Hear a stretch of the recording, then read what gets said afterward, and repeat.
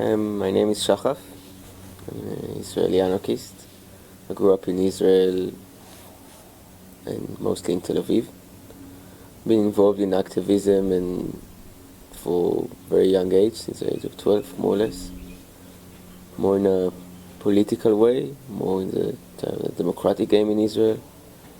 I followed the Israeli kind of normal route of I went to the army. I did a community service for a year before, and after the army I became more and more radical, partially because of my army experience, and then because of the reality that became more and more extreme in Israel. And since 2007 I'm active in a lot of Anarchists Against The Wall actions, organizing stuff sometimes, and also a member of Active Stills Collective, which is an activist photography collective, which most of us anarchists as well.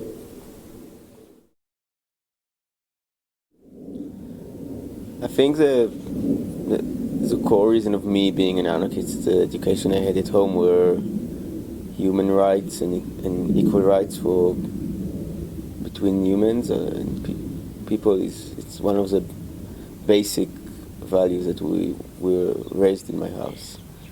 My father left South Africa because of apartheid. My parents were involved in a lot of left organizations in Israel for many years, and I think I shaped my views. I think for many years, after being an anarchist, only in specific years started to call myself an anarchist. But looking backwards, retroactive, I can see that a lot of my values were anarchist values of equality and justice before nations and flags and anything that is very, very often in Israel is a nationality aspect. So it was not always, but at least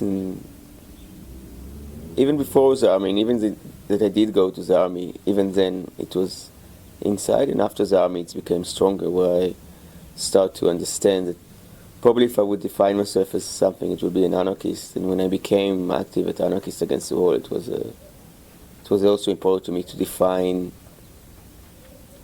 in a public way that I'm an anarchist, just because how anarchists in the world, or at least in Israel, are being portrayed. So I define myself as an anarchist.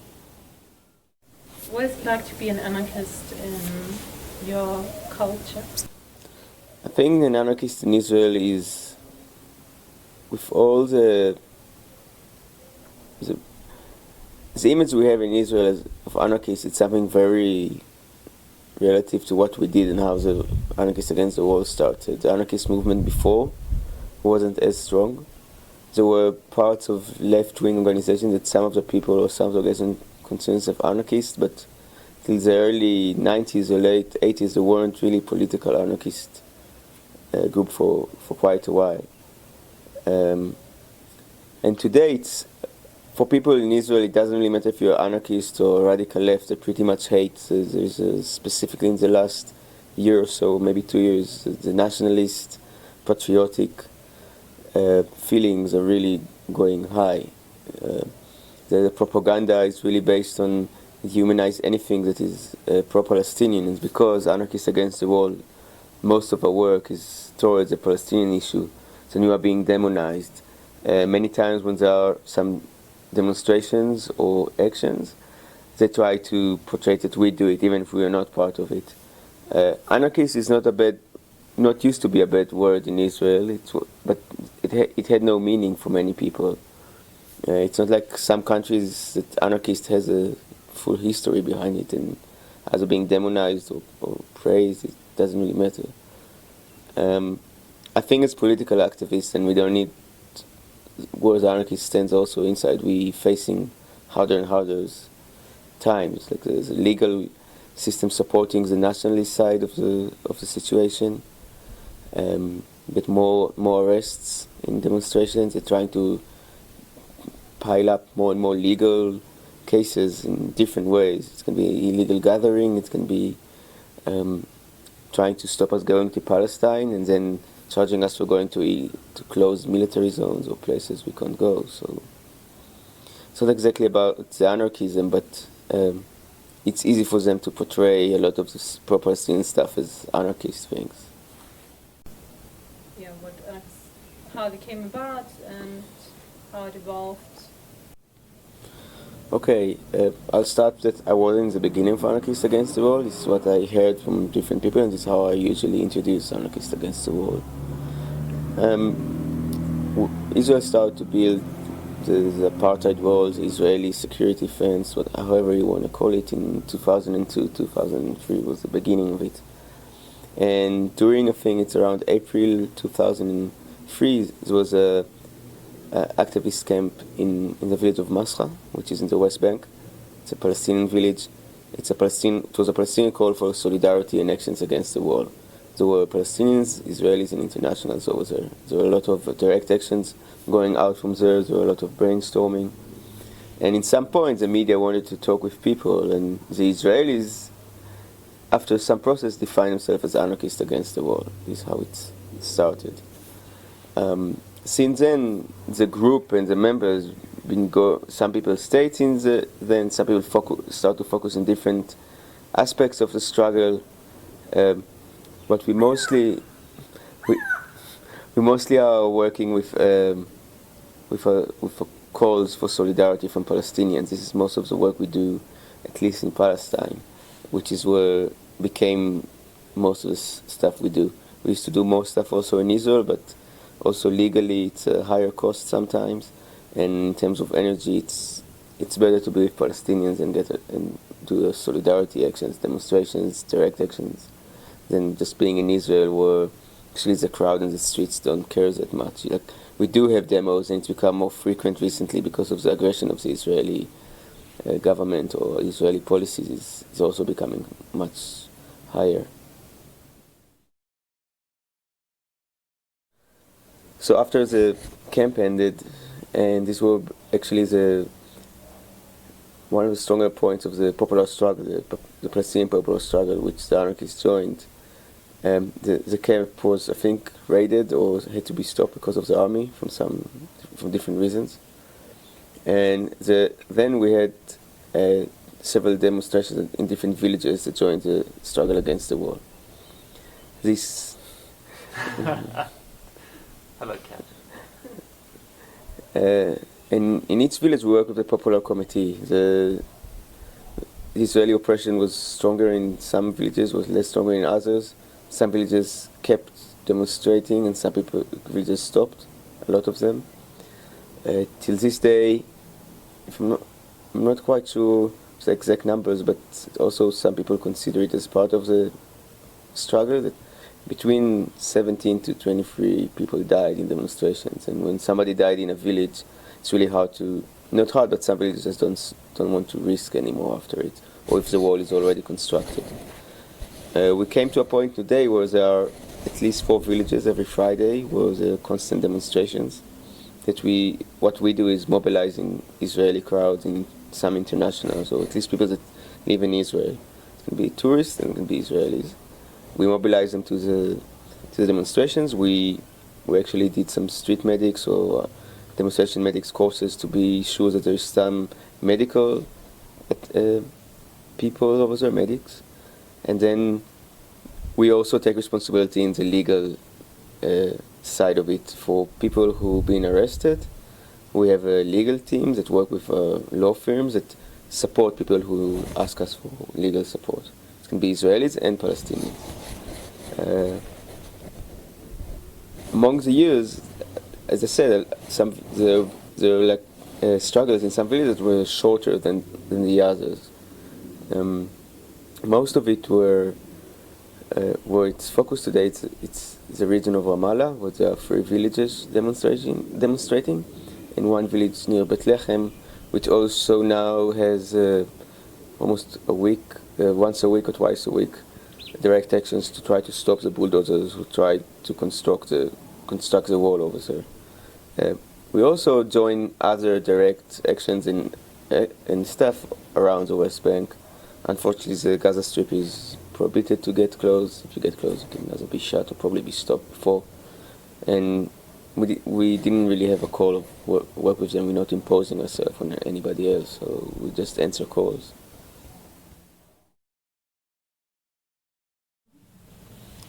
Well, as I said before, it really depends on reality.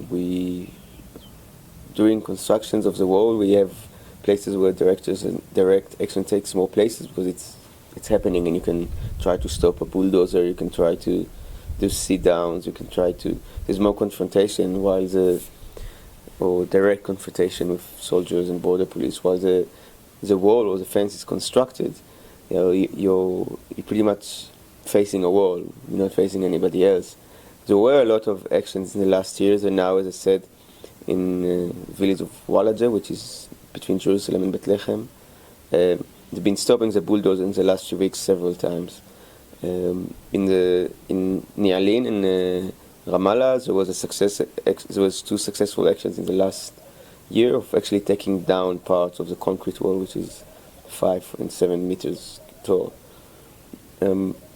We do have other. Again, it's really hard for us to actually come with an idea of direct action, because we can come and say, oh, let's go and tear down part of the wall, but we go back home, while the Palestinians will suffer from the army aggression later on. So we're waiting for a Palestinian initiative that we can give our advices from our experience and see if they're willing to pay the price. We will be there to be with them with solidarity if we're invited again.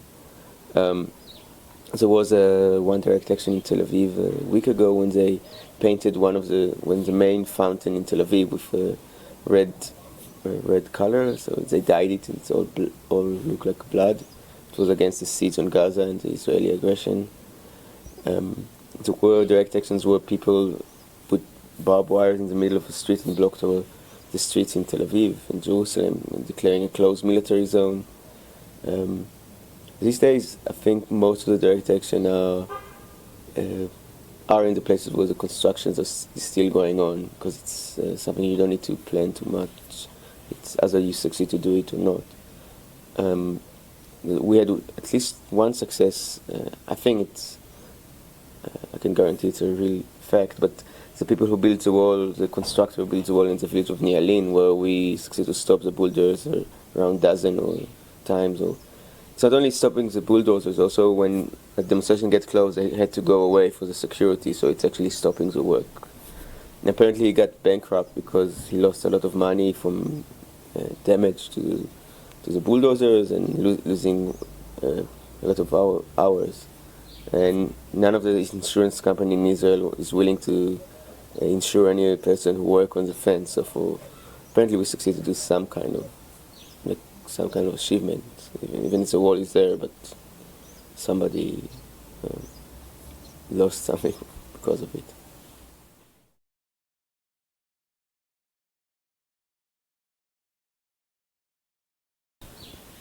First of all, Anarchists Against The Wall it's a group of people that we don't really have definition. It started with people that were more anarchist. Maybe the members today, some of them are less anarchist. It's a group that want to mobilize people. A lot of the really active people are anarchists. A lot of the people will define themselves anarchists, but the group is open to everybody. We try not to define ourselves as anything, because while you define people, you dismiss other people into the struggle. We try to bring people into demonstrations or actions as long as they have respect and understanding that the Palestinians are leading these demonstrations, and they need to respect the Palestinians. We can define ourselves as Israeli. It's not something we're actually talking about or discussing. It's like we are based in Israel. Most of us are Israelis, but there were international activists that didn't come with the international solidarity movement or other movements in Palestine that actually felt that they want to work with us. So they came and were active with us and helped in some aspects. We're open to everybody that feel comfortable. We're not trying to tell somebody not to be because of their nationality or because of their beliefs. We have people that come to demonstrations that believe in God. And not only they believe in God, we're working with Palestinians. That every demonstration that starts on a Friday starts actually from the Friday prayer. So the issue of being secular or atheist is something that we don't raise much. We raise among ourselves in some discussions, but it doesn't show how the nature of the group is.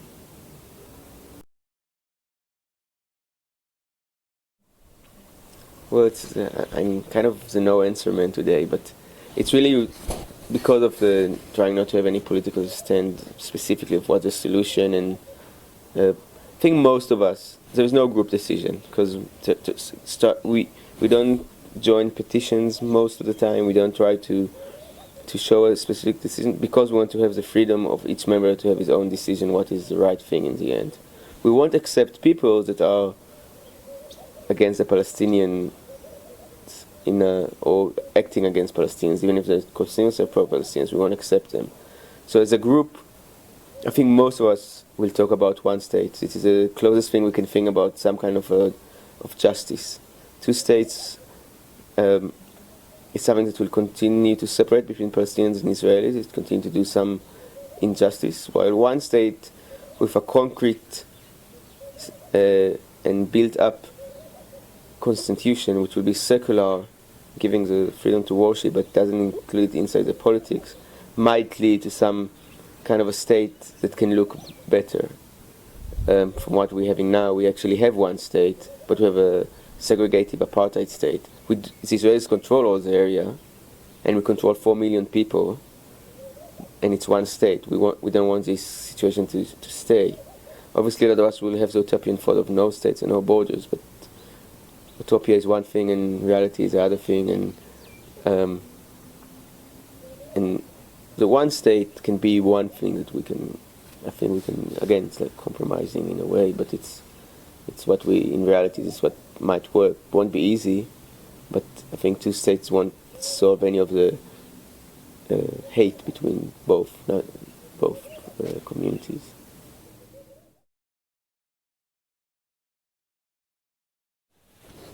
This is a totally personal answer, not like a group answer, just to clear it.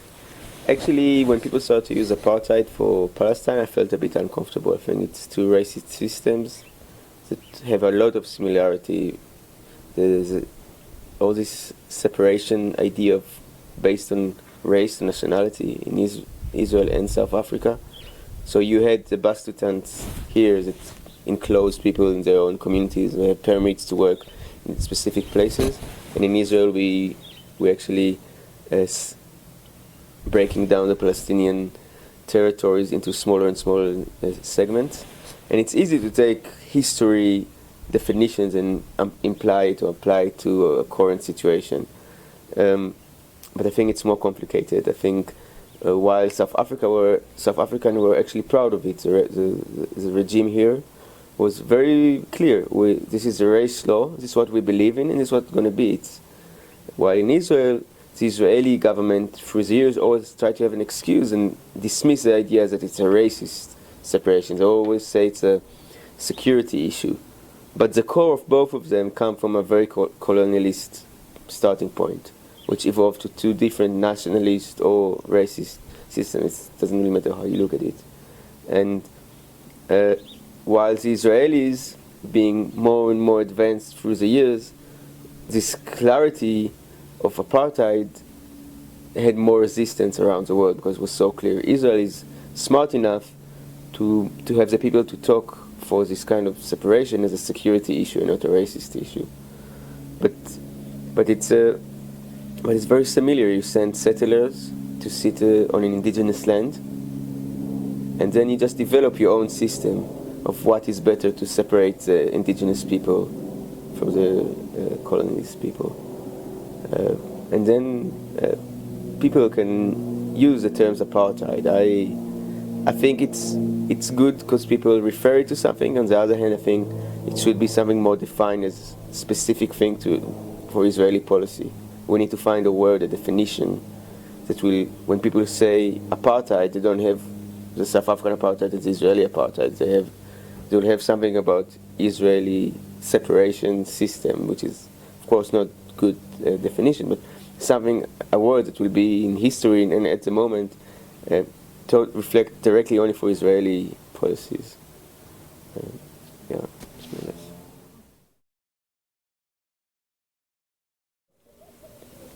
I talk generally and go specifically about Israel and Palestine. What we do see in the last 15, 20 years is people traveling to do good stuff in other places. this is how they call it, or volunteering, charity. It's become more and more popular because mobilizing around the world become easier. NGOs and globalization make things much more accessible. Unfortunately, a lot of the people that come to a place doesn't have any context relevant to where they are. You have, if you come here in South Africa and you go to Soweto, you have a few blocks that are renovated and look nice. They look like the middle of, I don't know, a village town in Europe. If you had some greens around it, or the red bricks, nice sidewalks. People go there, a few minutes, and go away. Have no reflection to the millions of people around, and they live in shacks and not connected to electricity, don't have basic needs. And the same thing can be in let's say, environmental volunteering, when you go to some places and you're like, oh, we save the turtles. What about the communities that are really poor over there that you don't care about? You see it in extent evidence and very clear in Palestine. The organizations that bring people and doing, my kind of provocative term is occupation safari.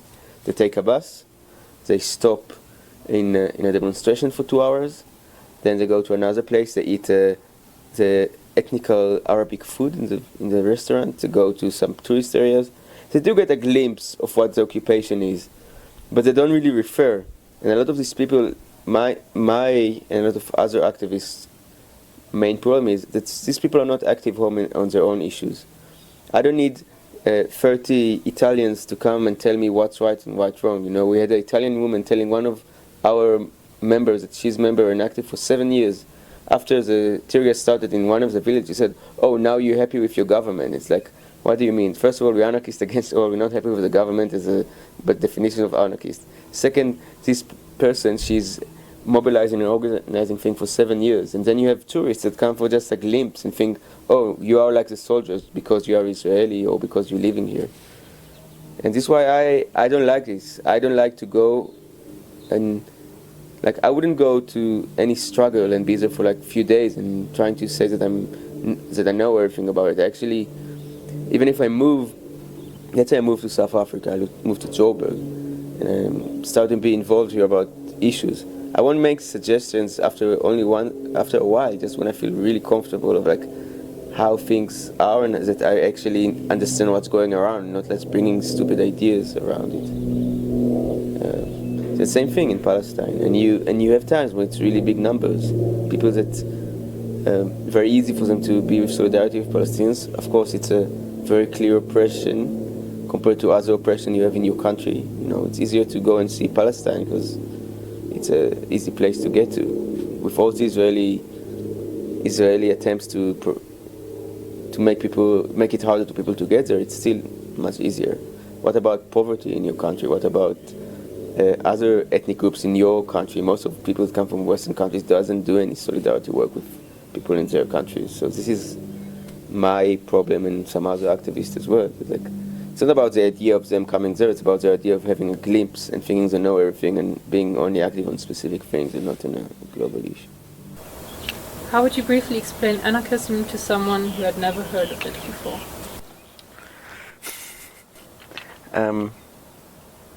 I think my vision of anarchism, and how I will introduce it, it's the idea that it's a belief that equality, justice, basic human rights or animal rights for a lot of anarchists are the core of many societies. We're responsible for each other and we need to fight for it. There's no institute or a person that can stand, or group of people that can stand above it. I can make it, this is like the easiest way for me to explain. Just as saying, like, the idea of people dying because there's some vague border being decided many years ago is pretty bad. Outdoor filming, yeah.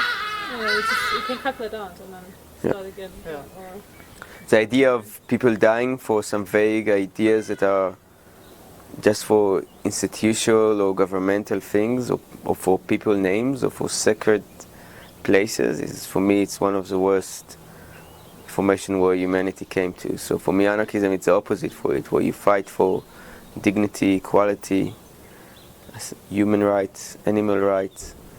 I don't have a specific thing. I think it's the right to have your own life with respect to others. Maybe that's basic. Well, I think first of all, being active in Anarchists Against The Wall and confronting the idea of the Israeli government authority. It's like this is a big thing that I'm feeling it's part of my anarchist belief. I think solidarity, part of a fight that supports the oppressed people, where anarchists were part of in many places around the world. This is where I feel that I'm active. As a photographer, I try to document a lot of social struggles. I try to bring up the issues of people that being oppressed by the system, by the society, by governments, by the neighbors. It can be many things. On the other hand, I try to consume less where I can. Obviously, as a photographer, I have a lot of like mainstream commercial consumerism of computers and camera and electricity and everything that belongs to technology, actually. But on the other hand, if I can do dumpster or place where I can do dumpster diving, I'll try to do dumpster diving. And the main thing is going and talking with people and sharing. The idea of sharing is a big thing in my life from a very young age. Not making money to be what control my daily life. So if I have friends or even comrades or people that like tell me, oh, we can't eat or we can't go to this hike because it's too expensive, and at that moment of time I have the money to spend on them, I will do it. And the other thing is trying, because I'm traveling a lot as a photographer and an activist, trying to network between different communities that I know as anarchists or activists, and talking about it as much as I can and trying to explain to people my views in different places.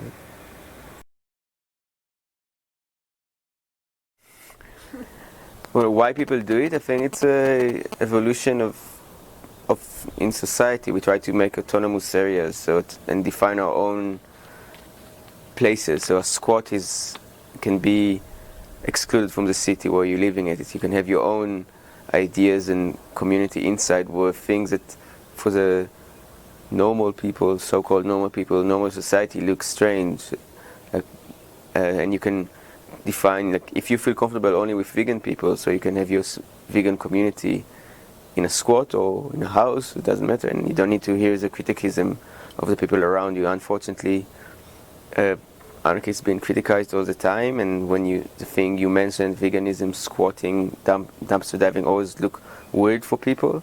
So you're creating your own places, which are our alternative for what we not believing in. We don't believe in the capitalistic, money-chasing society, so we're creating something better. We don't believe in animal abuse, so people get being vegan. I'm not vegan, so I don't want to talk in the name of vegans, but many of my friends, this is how they are vegan, and this is what they believe.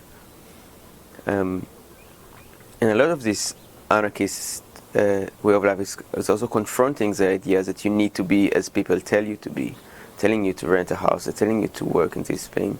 And when you're doing the things that you've been told, you actually supporting the system that you're trying to be against, and you make it stronger. Your money goes to people that you don't want it to go. The abuse and injustice of different people and animals, and even continuing if you are continuing with the normal way of life. So we create the alternative where we can live in. Obviously we are privileged to do it compared to other people. If you ask me what I think about it, I think it's great that we have the opportunity, but you have a lot of squatters that being a squatter, it's a highlight of their anarchism. They won't go and do solidarity work with anything else. Many squatters will do solidarity work, many activists will live in squats, but it's something that it's very privileged in specific societies. Look at the landless people here, look what they're facing, compared to the privilege of being able to squat in Europe in different cities. Look at house eviction, house demolitions in Israel. We can't squat in Israel, it's very harsh, but it's a thing that's been tried. So it is great that people can do it, but we always need to remember that we are privileged to do most of these things. It's a privilege that we can choose. A lot of people don't have the choice to go to a lot of these alternative things. Well, first of all, I'm not familiar enough. I think I'm not familiar from the reason that there are so many conflicts. I tend to believe that all of these conflicts are almost signs of, even if people call themselves anarchists, it's almost like being politician. You know, I think the great idea of being an anarchist is that you can define your own reality. If some people tell you you're not anarchist enough, it's their problem. It's not yours. I'm not trying to prove to anybody. So when people argue about it, it's great. I think it's good to have these discourses and discussions and evolution and I don't know if you can call it evolution of anarchism or ongoing things. But you need to remember that practicing anarchism is more important than talking about it. For me, that's why I don't have much views about it. How optimistic are you about reaching an anarchist society, an anarchist world? I'm not optimistic in a revolutionary way. I don't think the world will ever be... not that the world won't be ready for it, and not that you don't see more popular or social movements growing up in many places. I just think the forces we're facing are much more stronger. They're controlling much more, and they have the ambition to control. While we as anarchists trying to change to a reality where there's no control. And it's very hard to do it. On the other hand, I do see merging again of societies and autonomies, areas where people will live in anarchist point of views, or anarchist values, I mean. You can create syndicalist farm networks in some areas that will work better than the capitalistic way of living. You can, as we said before, it can be something smaller like a squat, it can be your flat. I just think the revolution, if you aim on a revolution, you're missing the reality at the moment. It's too far away to do it, because we are not strong enough, not even as a number of people, you know. Even if we reach the numbers that are strong enough for revolutions, then we need to have the equipment to do it. And unfortunately, the other side being much stronger, you see it when the anti-G8 the anti-G8 protest started, or you can say that the initiative moment or the turning point at the beginning was Seattle in '99, where it became more global and more famous. You had G8 protest after it, but if you really look at the movement, or the movement of movements as it's called, after Genoa in 2001, it started to just break down. Unfortunately, we didn't know how to go on from it as a global movement, and we don't network enough between people around the world. And until maybe when we start to network more, then we'll have a better chance to show some kind of alternative. But it doesn't mean it will be anarchist alternative. It might be more. It just means that it might be more power for the simple person, you know, for more power to the people around the world. That's all.